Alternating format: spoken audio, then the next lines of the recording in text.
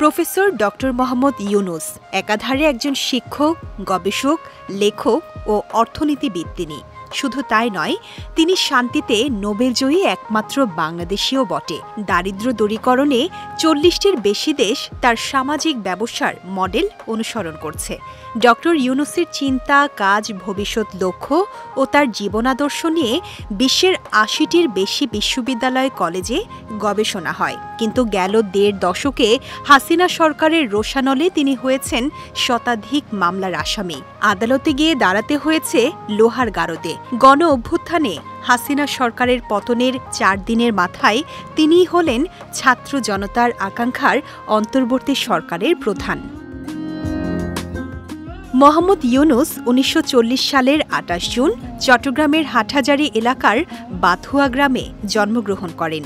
৯ ভাইবোনের মধ্যে তিনি ছিলেন তৃতীয়। শৈশব গ্রামে কাটলেও ১৯৪৪ সালে তার পরিবার চট্টগ্রাম শহরে চলে আসে। পরবর্তীতে তিনি চট্টগ্রাম কলেজিয়েট স্কুল থেকে কৃতিত্বের সাথে মেট্রিকুলেশন পরীক্ষায় উত্তীর্ণ হন। এরপর তিনি চট্টগ্রাম কলেজে ভর্তি হন। পরবর্তীতে ১৯৬০ সালে তিনি ঢাকা বিশ্ববিদ্যালয় থেকে অর্থনীতিতে স্নাতক, ১৯৬১ সালে স্নাতকোত্তর ডিগ্রি অর্জন করেন। স্নাতক শেষ করার পর তিনি গবেষণা সহকারী হিসেবে অর্থনীতি ব্যুরোতে যোগ দেন। ১৯৬১ সালে চট্টগ্রাম কলেজে অর্থনীতির প্রভাষক হিসেবে নিয়োগ পান ইউনুস। পরবর্তীতে ১৯৬৫ সালে তিনি মার্কিন যুক্তরাষ্ট্রে পড়াশোনার জন্য ফুল ব্রাইট স্কলারশিপ লাভ করেন।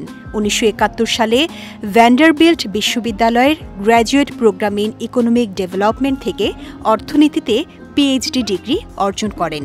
পাশাপাশি ১৯৬৯ থেকে ১৯৭২ সাল পর্যন্ত ইউনুস মার্ফ্রিসবোরোতে মিডল টেনেসি স্টেট ইউনিভার্সিটিতে শিক্ষকতা করেন।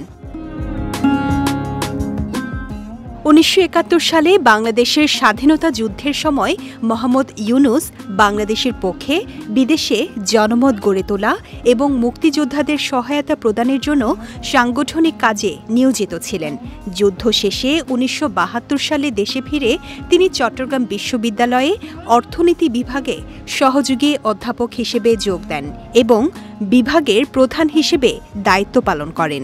পরবর্তীতে ১৯৭৫ সালে তিনি অধ্যাপক পদে উন্নীত হন এবং ১৯৮৯ সাল পর্যন্ত এ পদে কর্মরত ছিলেন। ডক্টর ইউনুস ১৯৭৪ সালে দারিদ্রতার বিরুদ্ধে তার সংগ্রাম শুরু করেন এবং দারিদ্র্য দূরীকরণে গ্রামীণ ব্যাংক প্রতিষ্ঠা করে জামানতবিহীন ক্ষুদ্র ঋণের ধারণাকে বিশ্বজুড়ে ছড়িয়ে দেন। দারিদ্র্যের বিরুদ্ধে তার নিরলস লড়াইয়ের স্বীকৃতি হিসেবে ২০০৬ সালে ডক্টর ইউনুস এবং তারই প্রতিষ্ঠিত গ্রামীণ ব্যাংক শান্তিতে নোবেল পুরস্কারে ভূষিত হন। এই পুরস্কার ছাড়াও তিনি বিভিন্ন সময়ে মার্কিন যুক্তরাষ্ট্রের presidential medal of freedom, congressional gold medal সহ আন্তর্জাতিক পরিমণ্ডলে বহু পুরস্কারে ভূষিত হয়েছেন। গত ১ দশকের বেশি সময় ধরে ২৮ জুন তার জন্মদিনকে বৈশ্বিকভাবে সামাজিক ব্যবসা দিবস হিসেবে পালন করা হয়। বিজয় টিভি নিউজ ডেস্ক।